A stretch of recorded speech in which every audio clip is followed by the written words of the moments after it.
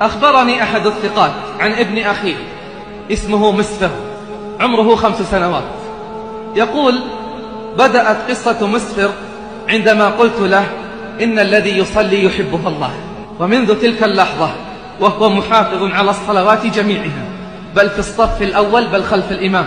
وإذا سألته لماذا تصلي يجيب بكل بساطة وعفوية: علشان الله يحبني.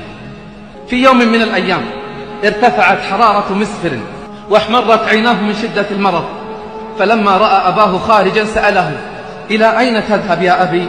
فقال: إلى المسجد صلاة العصر. فقام من حضن أمه وقال لأبيه: سوف أذهب معك.